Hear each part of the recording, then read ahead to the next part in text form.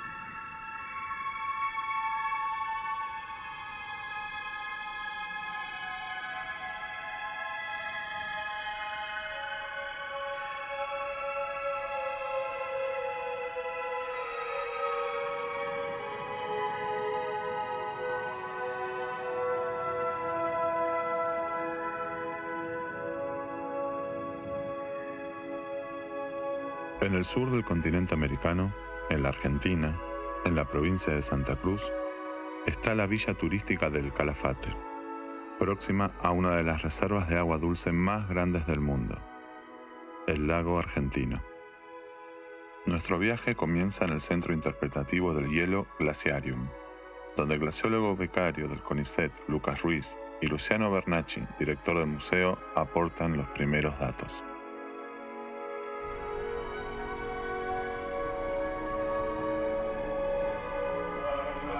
Bienvenido, gracias por venir.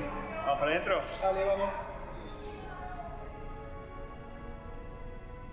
Estamos acá en una de las salas principales del Glaciarium que muestra el campo de hielo Patagónico Sur. Para dar una idea, que es un gran campo de hielo donde hay como si fuera un network de glaciares, de cientos de glaciares comunicados entre sí, desde los glaciares de Torres del Paine bien al sur, hasta el glaciar Jorge Montt en el norte. Es una gran masa de hielo. La masa de hielo más grande del hemisferio sur fue la Antártida, que tiene glaciares que fluyen en todas las direcciones. Si bien sigue el eje norte-sur, de hecho eso lo diferencia de un domo de hielo que tendría un flujo radial. Esto es un campo de hielo que se acomoda, digamos, de acuerdo a la topografía. Y la existencia de este campo de hielo fundamentalmente se debe a cuestiones topográficas y climáticas que hace que los vientos provenientes del Pacífico descarguen gran cantidad de nieve que luego alimentan los glaciares, ¿no? Del lado oeste están los fiordos chilenos, donde muchos glaciares descargan al mar directamente.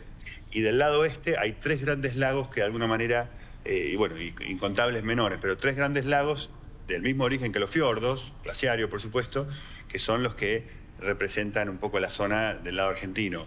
Estos lagos, los lagos de Paz al Sur, de Torres del Paine, y todos los fiordos chilenos rodean a este gran campo de hielo y los glaciares descargan, van bajando, deslizándose hacia elevaciones más bajas, ¿no? En extensión son 12.000 kilómetros cuadrados de hielo. No hay en otro lugar del hemisferio sur, salvo en la Antártida, una extensión tan grande de hielo.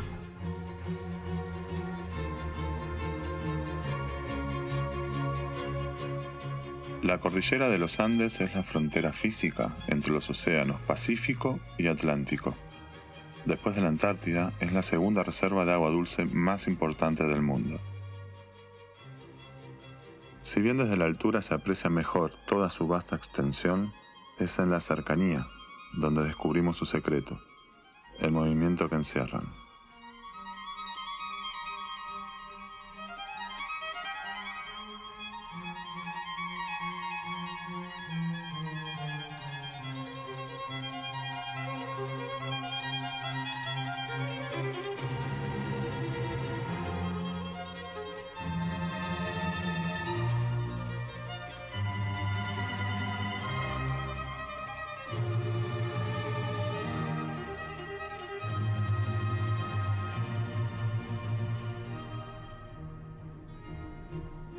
general, la parte alta del glaciar es la zona de acumulación, es esa zona donde existe una ganancia neta de masa, es donde la nieve que cae en el invierno no se derrite en el verano, entonces se va acumulando, acumulando, acumulando, acumulando. Este va a ser el primer lugar donde se va a generar el glaciar. Una vez que esa acumulación de nieve se transforme en hielo, ese hielo adquiere un espesor lo suficientemente grande, va a comenzar a fluir por su propio peso, por la gravedad, por la deformación interna del hielo, y cada vez va a ir hacia alturas más bajas. Y una vez que sobrepase esta zona que se conoce como la línea de equilibrio, que es la línea en la cual esta ganancia y esta pérdida de hielo se equiparan, vamos a encontrar la zona de ablación. Y es en este lugar donde el hielo se va a derretir principalmente o mayormente a lo largo de todo el año.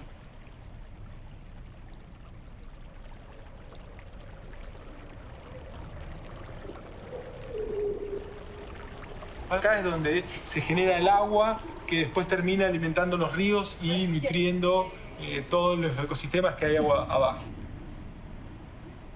Y en aquellos glaciares que terminan en cuerpos de agua, también se van a formar estos acantilados, estos frentes bien abruptos, y se va a producir lo que se conoce como fenómeno de desprendimiento de témpanos.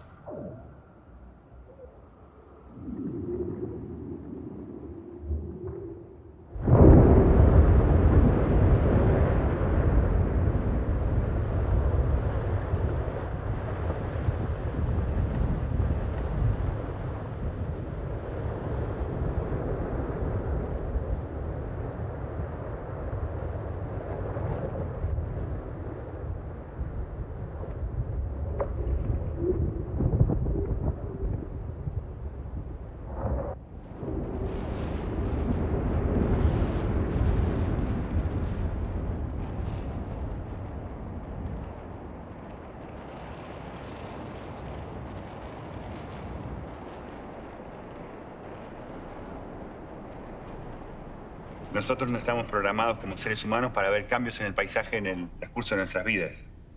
A mí me pueden leer y explicar que este gran lago lo esculpió un glaciar hace algunos miles de años, me lo imagino, pero no lo puedo ver. Me pueden hablar de la erosión eólica, de lo que fuera, el empleamiento de la montaña, y sí, podemos entender más o menos la geología. Sin embargo, son pocas las cosas que uno puede ver en el transcurso de algunas décadas. Y los glaciares cambian el paisaje rotundamente día a día, empujando rocas de un lugar al otro. En la mayoría de los casos, hoy en día, los cambios que vemos son a medida que se achican, que están en regresión, dejan al descubierto rocas que estuvieron tapadas por el hielo por miles de años, nacen nuevos lagos. Si van al glaciar Uppsala, para poner un ejemplo, acá hay un gran lago cercano al lago argentino que se llama Lago Guillermo, que en la década del 80 no existía, estamos hablando de 30, 40 años. Y ser testigos de esos cambios, a mí personalmente me dispara la curiosidad y querer entender más, ¿no? Para ingresar al Parque Nacional Los Glaciares existen solo 2 puntos de acceso, desde el sur por el Calafate y desde el norte por el Chaltén.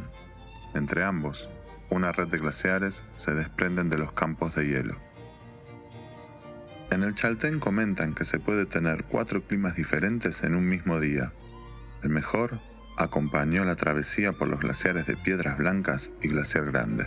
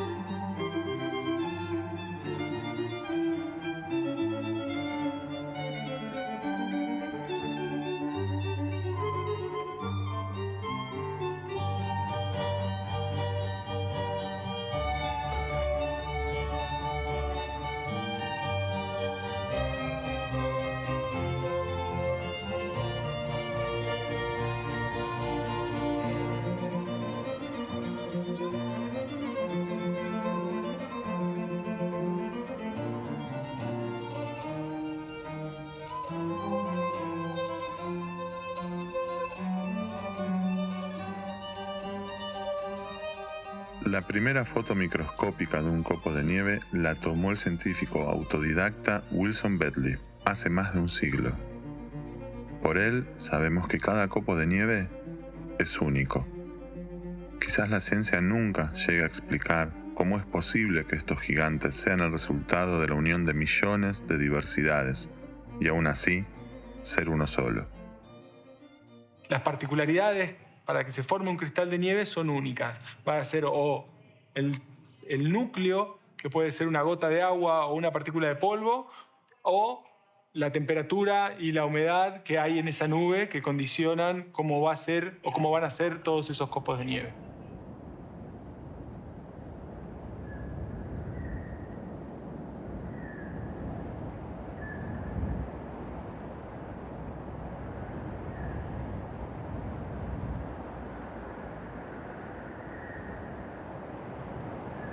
Hay algo de magia, de misterio, en la forma paciente en que los copos de nieve se acumulan y fusionan para formar un glaciar. Se llega a un punto en que la belleza de esta inmensidad solo puede ser contemplada sin más explicaciones.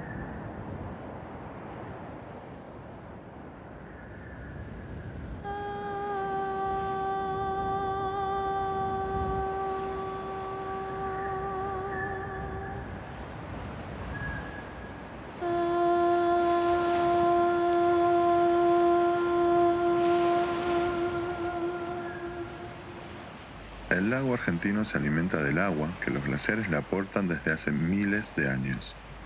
Este mismo lago, que hoy contemplamos asombrados, seguramente deslumbró a los primeros habitantes de lo que hoy es Punta Gualichu y Punta Bonita.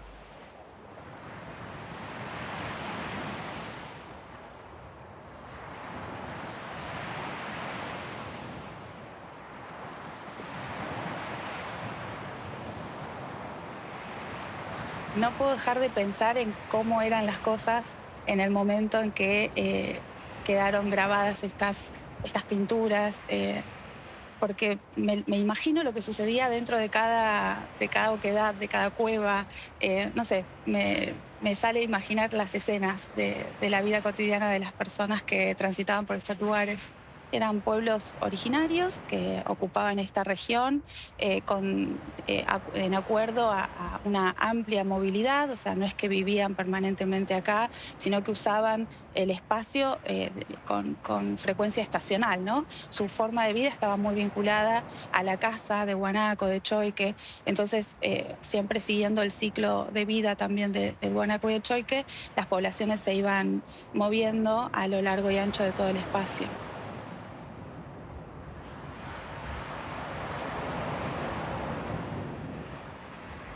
En estos mismos refugios y aleros, tallados en la piedra por la acción constante del glaciar, se refugiaron los habitantes de los pueblos originarios. Su forma de vida respetaba el entorno en una verdadera comunión. Comían lo que el agua les brindaba y plasmaban su arte en las paredes que el glaciar ya había moldeado por siglos. ¿Cuál sería la pintura si habitaran en nuestros días?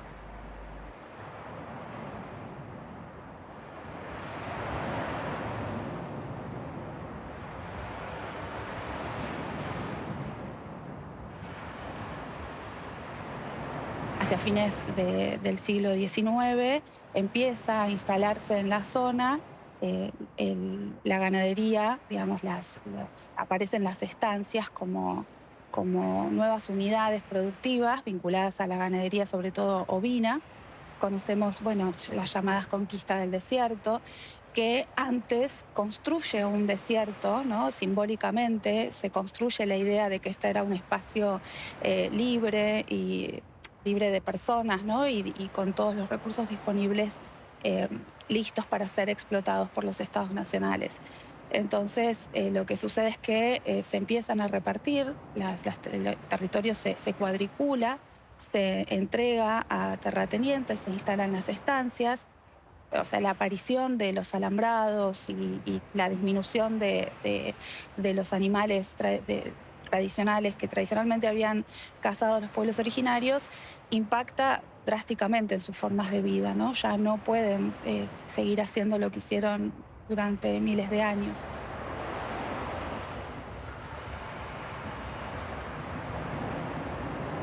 Se habla de una extinción discursiva, ¿no? Empiezan a aparecer como extintos porque dejan de ser o se parecen cada vez menos a este prototipo, este estereotipo de indígena que se construye para la región, y entonces cuando ya no se comportan igual, dejan de ser, ¿no? Entonces se los invisibiliza, no se los ve, pero en realidad son nuestros vecinos, nuestros compañeros de trabajo, son los niños en la escuela, las niñas.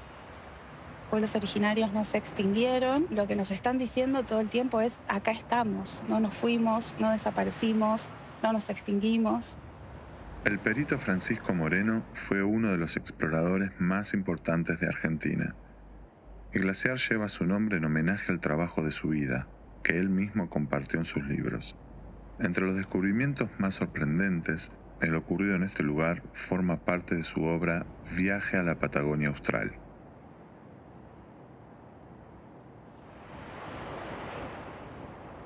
La momia estaba exactamente en la cueva que está atrás mío. Estaba allí tapada, dice el perito, que fue su búsqueda. Entre el brazo y el cuerpo encuentro cruzada una bella pluma negra de cóndor, que también ha sido pintada. ¿Es un signo de poder? Señala el rango que en vida alcanzó en la tribu. ¿Perpetúa la memoria de un cazador atrevido? ¿O es un simple adorno con que un deudo o el amigo sencillo ha querido ataviar la muerte? Digamos, no era casual, sino que había sido dispuesto, tiene una pluma, su cuerpo está pintado de rojo. Entonces, claramente se trata de una persona que fue puesta allí para su descanso. La recupera, la levanta y se la lleva al Museo de la Plata. Esa momia estuvo exhibida desde la década de 1920 hasta el año 2006, que también empieza un proceso de revisión de las prácticas de la misma institución, y se decide retirar de exhibición los cuerpos humanos de distintos pueblos originarios, no solamente esta, sino otras que también había de otros orígenes y de otros puntos geográficos. Francisco Moreno documentó minuciosamente su recorrido por estas tierras.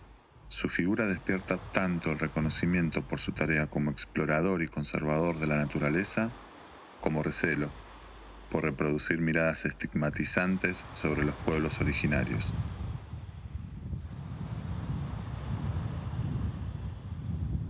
América Latina trata a sus aborígenes como las grandes potencias tratan a América Latina. Resuenan, como un eco constante traído por el viento y el agua, las palabras de Eduardo Galeano: la memoria es parte del botín.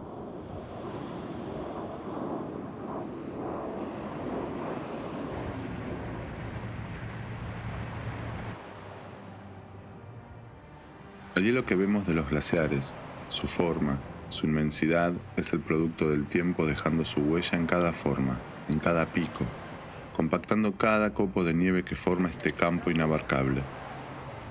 ¿Cuánto de ese territorio blanco permanece inexplorado? ¿Cuánto no ha sido descubierto por el ojo humano?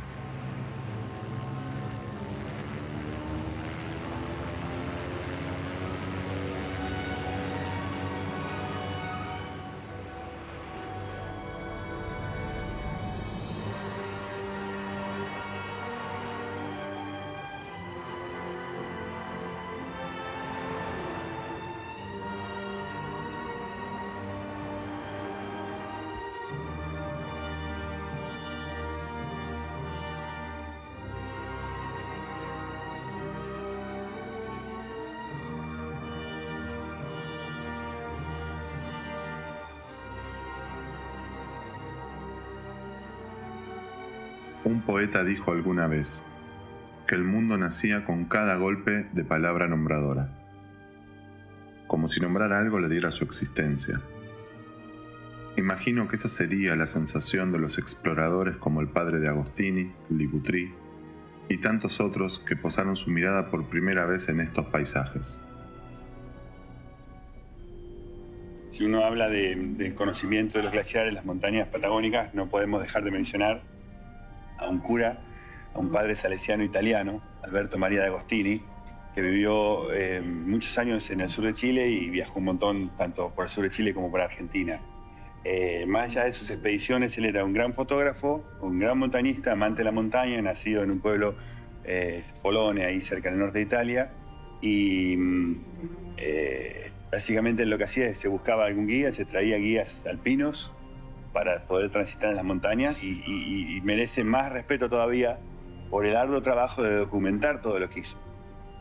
Una cámara antigua de formato grande, trípodes pesados, no solo sacaba fotos, filmaba, editaba películas, sino que publicó varios libros. De alguna manera la Biblia respecto a los glaciares y a las montañas se llama Andes Patagónicos, que es un libraco enorme, donde hay fotos, datos por supuesto, bien escritos, y mapas. Y hoy en día usamos esas referencias del año 1915, 17, 20, hasta el 30, 30 y pico, que de alguna manera tiene observaciones muy precisas de los glaciares, cómo estaban en aquella época, ¿no?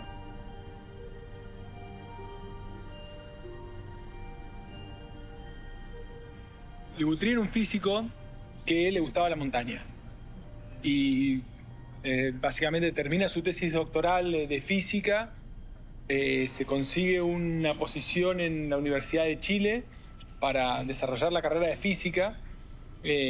Y en el verano, antes de hacer ese viaje, se dedica a escalar por los Alpes y como, digamos, dice, bueno, también me gusta demasiado la escalada, así que quiero juntar las dos pasiones. Empieza a hacer estudios glaciológicos en Chile y es más, el primer artículo científico que publica Liputri sobre nieve o glaciares es sobre penitentes, que es un fenómeno que ocurre en muy pocos lugares del mundo y en los Andes justamente de Santiago de Chile y un poco más al norte es uno de los lugares donde mejor se desarrolla. Y después escribió su libro de fundamentos, bueno, ahí está, Fundamentos de nieve y hielo de Chile, que es como el preámbulo de lo que termina siendo el Tratado de Glaciología de Liputri, que es el primer libro donde se describe la glaciología por ahí como ciencia y un montón de cuestiones. Y a partir de ahí tenemos las primeras leyes de flujo del hielo y empezamos a entender desde el punto de vista de la matemática cómo funcionan los glaciares y eso es como la modernidad de la glaciología.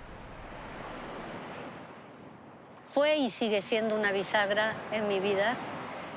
Fue la primera vez que vi los glaciares, el 8 de diciembre de 2005.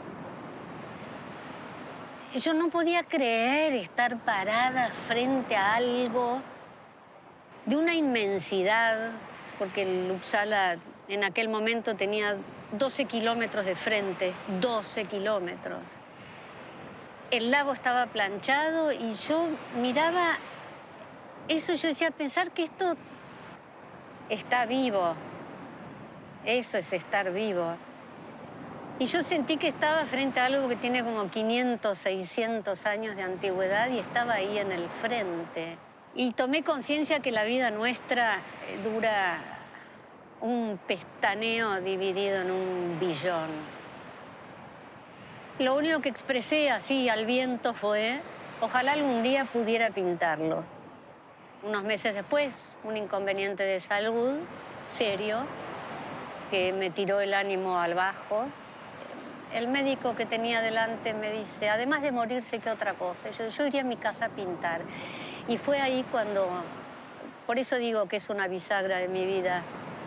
Acá, en esta zona, encontramos, por ejemplo, ahí en esos charcos, tiene un color medio gris.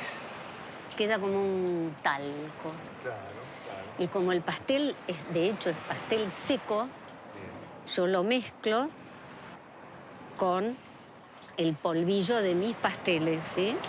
Entonces lo trabajo como si acá estuviera la obra de esta manera. Pero tiene que estar seco. Claro. ¿Y lo trabajás con los dedos? ¿Con la mano lo aplicás? O... No, yo las obras las pinto con los nudillos. Yo pinto todas mis obras están pintadas con los nudillos con palma y dorso de ambas manos. ¡Ay! Esto es una maravilla, esto es milenario. Sí, está bueno. ¡Qué maravilla!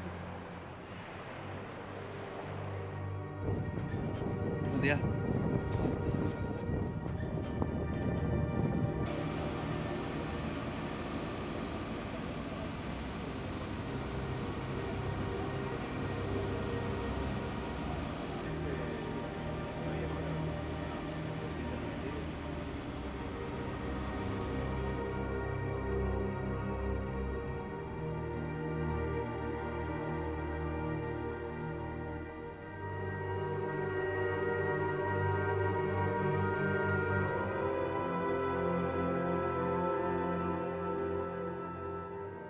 Los años de contacto con el glaciar dejan huellas. La mirada se amplía con el horizonte inabarcable y no hay manera de permanecer sin cambios. Medir los cambios en el glaciar es una de las tareas que realizan Carlos y Lucas habitualmente. Esto es uno de los trabajos, podríamos decir, más clásicos de la glaciología, que es básicamente la instalación de las balizas de ablación. El método tradicional para monitorear el balance de masa de los glaciares se conoce como de estacas o de balizas y de calicatas. Y es una forma de medir cuánto se derrite el glaciar en superficie. Y para eso necesitamos justamente hacer una perforación y meter adentro de esa perforación esta baliza que con el tiempo, a medida que se va derritiendo la superficie del glaciar, la baliza va emergiendo, decimos nosotros, va saliendo, y dependiendo de cuánto sale es justamente cuánto se derritió el glaciar. Y acá la idea es que dejemos puesto todo el largo de la manguera, que son 10 metros, que van a durar un poco menos de un año. Se está derritiendo, varios metros más que 10 actualmente. En el último año se fueron 16 metros. Y otra cosa que se mide es el cambio de elevación, porque una cosa es cuánto se derrite este lugar y otra cosa es cuánto cambia de elevación. Nosotros esperamos que el glaciar se derrita 10, 15 metros a lo largo del año, pero el problema es si acá cambia su altura. Acá en el lateral del glaciar, en las morrenas, que son los depósitos de sedimento que deja el hielo, notamos los cambios porque podemos identificar los lugares donde hace pocos años el hielo estaba en contacto, por ejemplo con alguna roca más grande o que tiene un color particular, y sabemos que hace unos años podíamos pasar de esa roca dando un paso al hielo. Se ha retirado, si uno lo mirara desde arriba, se habrá retirado unos 10, 15 metros también, y eso se nota. En 8 años, el Viedma, por ejemplo, retrocedió un montón. Cuando yo llegué acá, se podía subir, había una excursión que vos podías subir y caminar arriba del glaciar. Era una excursión muy importante, trabajaba mucho y que mostraba el glaciar desde distintos ángulos. Y hoy esa excursión es inviable porque el glaciar retrocedió tanto que montarse caminando al glaciar no es para el común de la gente, con lo cual no hay volumen de venta. En mi comparación de cuando yo vivía en el glaciar Moreno y el glaciar Moreno, si bien sigue usando la misma superficie, el volumen, las paredes no son la misma altura que tenía hace 18 años, y en los laterales, en el Moreno, desde los mismos pasarelas, alguien que haya ido hace un tiempo y que volvió a ir ahora, nota que hay como unas depresiones muy grandes, que son lagunas laterales, que eso hace 18 años se estaba empezando a ver que iba a haber algo ahí raro que podía ser, no podía ser, qué sé yo, pero ahora hay lagunas. O sea, los cambios en los glaciares se notan. Los glaciares, en su inmensa mayoría, han retrocedido.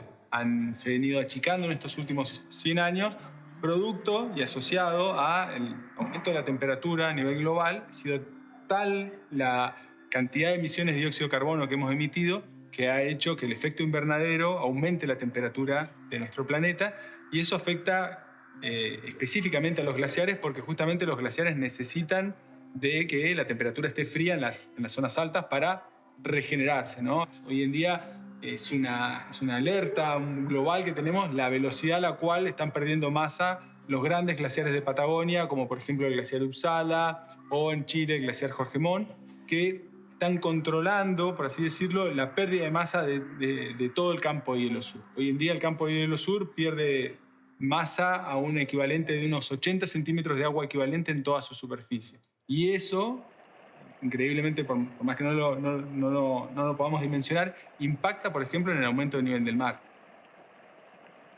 Los glaciares son justamente una reserva de agua, ¿no? Se acumula la nieve en cordillera, se transforma en hielo y después ese hielo, cuando fluye pendiente abajo, se derrite y ahí aporta agua a los ríos. Y es por eso que nosotros lo mencionamos como un cinturón de seguridad. Nosotros, si pensamos en la sequía como un choque, si nosotros no tuviéramos un cinturón de seguridad, sufriríamos todas las consecuencias de ese choque. Como tenemos glaciares, no sufrimos el 100% de las consecuencias de esa sequía. Cuando hablamos de cambio irreversible es importante tener que hablamos de la dimensión humana, ¿no? En lo que lo que dura nuestra vida o lo que dura la vida humana. Ya hay un cambio que empezó, hay un calor que se acumuló en los océanos o unos hielos que se han derretido que va a seguir eso durante varias décadas, incluso hasta cientos de años. Los glaciares, o por lo menos aproximadamente el 30% de la masa glaciar del mundo, está condenada a perderse porque se tiene que ajustar a lo que está pasando hoy en día, a la temperatura que hay hoy en día. No hay precedentes en los últimos 2000 años de, por ejemplo, velocidades de retrocesos tan grandes como las que se están observando en las últimas décadas en los glaciares.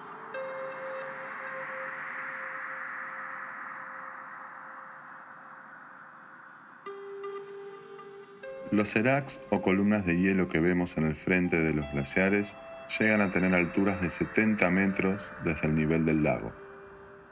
Y eso que vemos es solo el 30% de la masa de hielo. El resto permanece oculto, sumergido, escondido a nuestros ojos.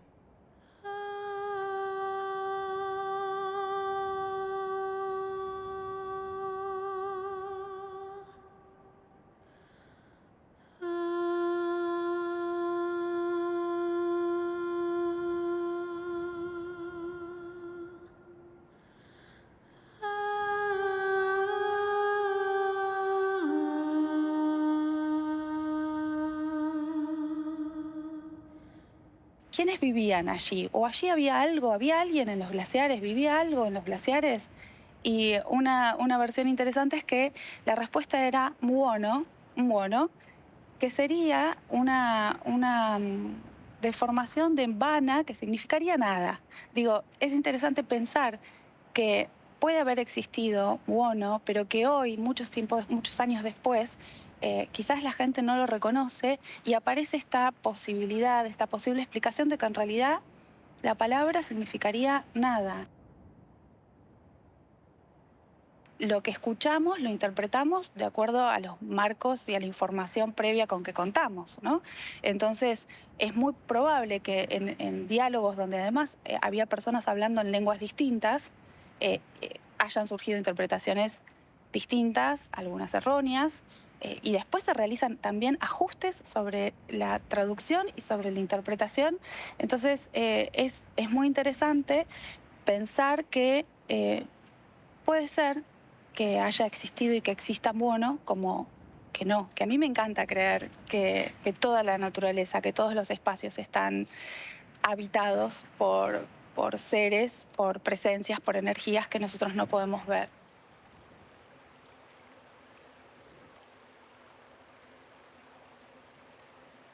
¿Será un bono quizás esta sensación que nos invade contemplando la inmensidad de la noche estrellada?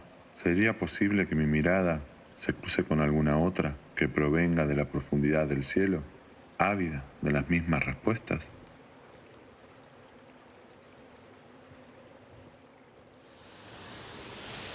Nos encontramos en la cascada escondida, vamos a llegar. Se va yendo el sol, ilumina un poquito las nubes y se van quedando grises. Vamos a quedarnos para la noche, a ver si tomamos la cascada con el Fitzroy y las estrellas.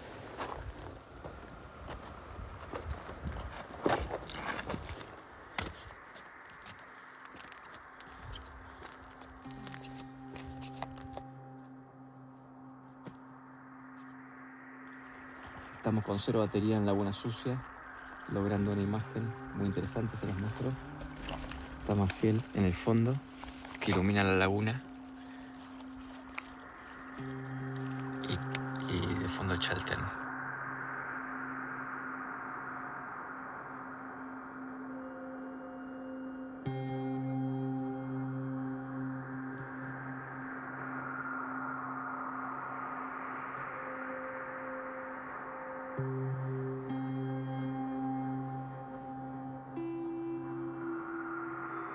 Por unos minutos fuimos testigos de algunos de los secretos milenarios mejor guardados por el glaciar.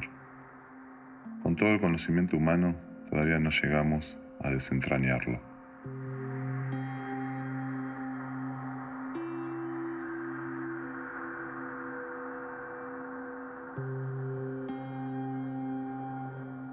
La calma infinita deja paso al caos.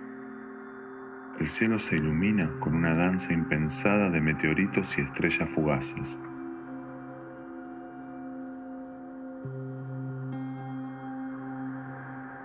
Dicen que el agua llegó a nuestro planeta atraída por estos asteroides, hace millones de años, y desde lejanos puntos de nuestra galaxia.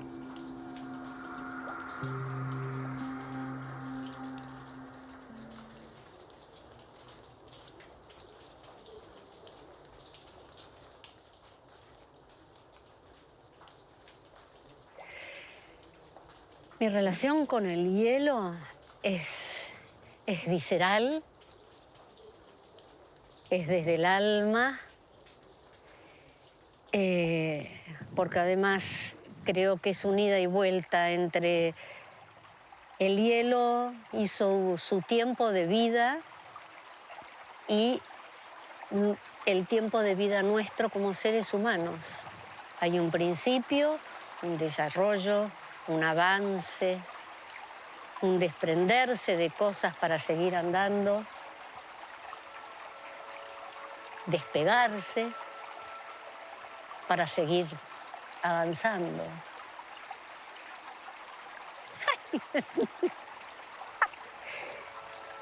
Me contestó. Me contestó.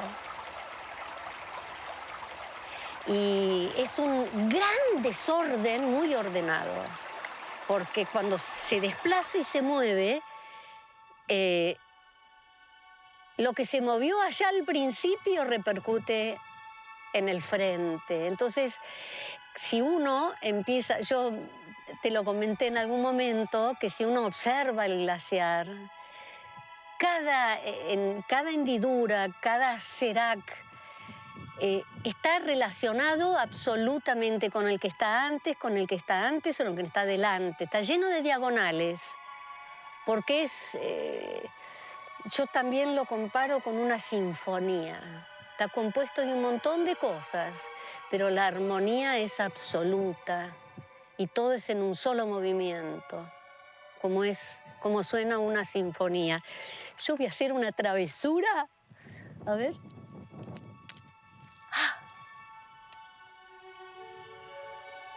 Esto es milagroso.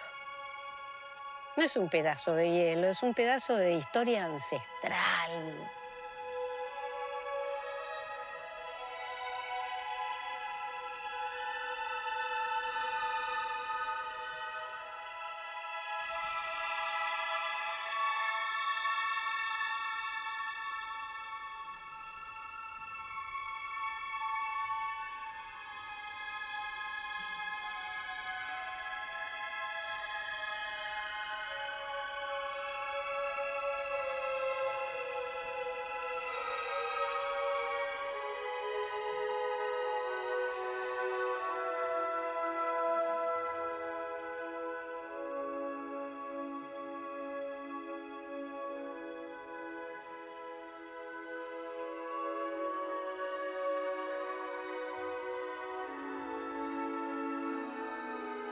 En la cosmovisión mapuche existe el Nehuen. O sea, cada elemento de la naturaleza tiene su energía propia, su energía vital, su fuerza vital.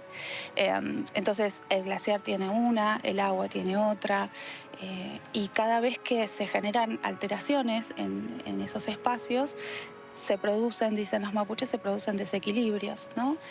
Y es interesante y hermoso pensar que cada elemento de la naturaleza tiene su propia energía. Para los pueblos originarios es parte de su sistema de creencias.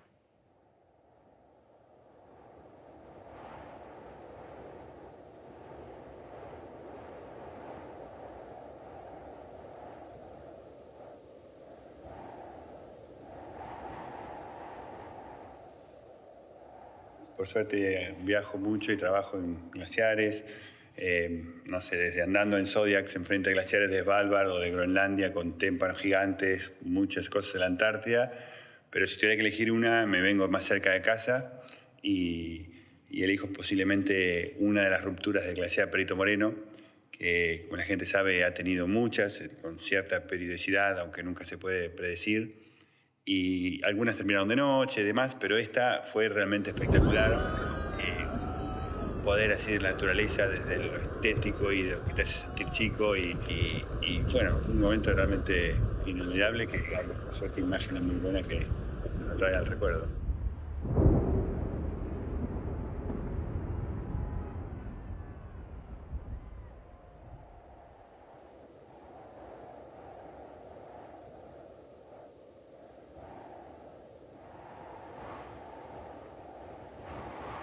Y compartidos entre Chile y Argentina hay un gran sector que realmente hay mucho por descubrir. La ciencia está en pañales, si bien se ha hecho mucho, hay mucho más por hacer. Desde un punto de vista más filosófico te diría que por ahí es aún más lo que falta. El campo de hielo a lo largo se ha cruzado solo 2 veces, de norte a sur, más de 350-70 kilómetros de travesía en un lugar muy inhóspito, muy exigente, comparable a una expedición a una región polar, sea la Antártida o no. La magnitud que tiene la Antártida, está más lejos, más difícil, más frío, mucho más grande. Prácticamente se conoce el fondo que hay debajo del hielo en la Antártida. Hace años hay proyectos dando vuelta, se ha hecho lo que se llama el bedmap de la Antártida y eso de acá del campo de hielo no lo tenemos. El hecho de que haya algo en una situación en el paisaje que tenga esos cientos o miles de años no deja de ser mucho más joven que todo el paisaje que lo rodea, que son rocas que tienen millones de años. Entonces hay un divorcio ahí entre el tiempo, que a mí me suena muy interesante y está atado a lo pasado, ¿no? Por algo alguien alguna vez dijo que los glaciares son como seres vivos, que por supuesto no lo son, pero a los fines metafóricos es mucho más vivo que el resto del paisaje, ¿no?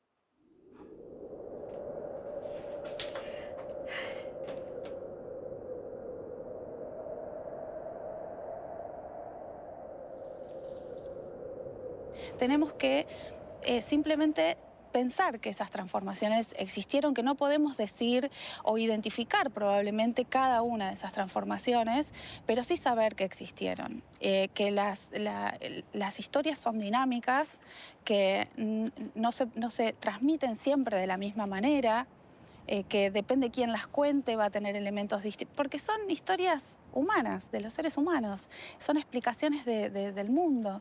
Entonces no hay tal esencia, ¿no? A veces se busca lo que es esencial, lo que es irrepetible, y eso es poner en un lugar de estático a las sociedades. Es decir, bueno, esto es así, y cuando yo veo que no es así, entonces ya no es, o es otra cosa muy distinta. Pensar en términos de dinamismos.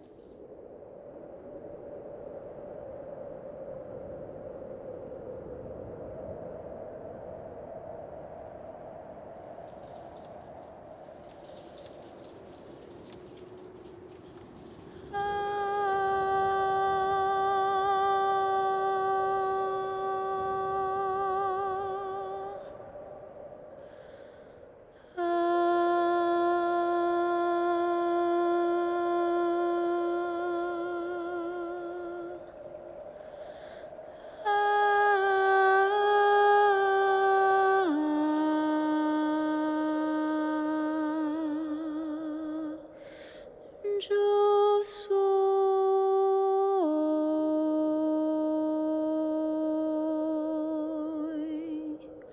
yo soy,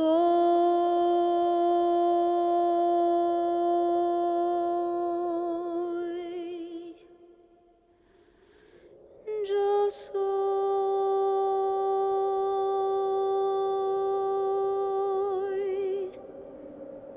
soy agua, playa, cielo, Casa Blanca. Soy mar Atlántico, viento y América. Soy un montón de cosas santas mezclada con cosas humanas. ¿Cómo te explico? Cosas mundanas. Fui niño, cuna, teta, techo, manta. Más miedo, cuco, grito, llanto, raza. Después mezclaron las palabras, o se escapaban las miradas, algo pasó, no entendí nada. Vamos, decime, contame todo lo que a vos te está pasando ahora, porque si no, cuando está tu alma sola llora. Hay que sacarlo todo afuera, como la primavera. Nadie quiere que adentro algo se muera. Hablar mirándose a los ojos, sacar lo que se pueda afuera, para que adentro nazcan cosas nuevas.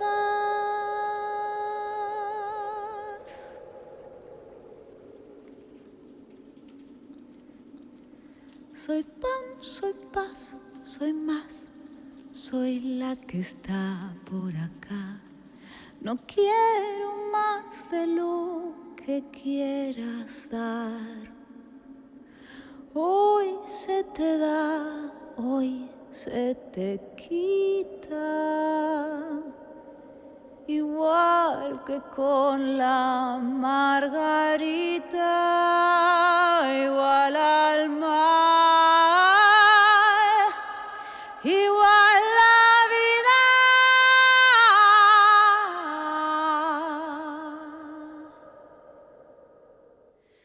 Yo soy,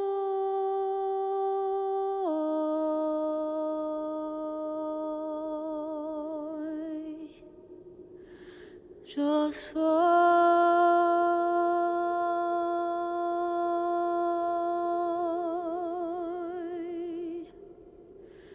soy.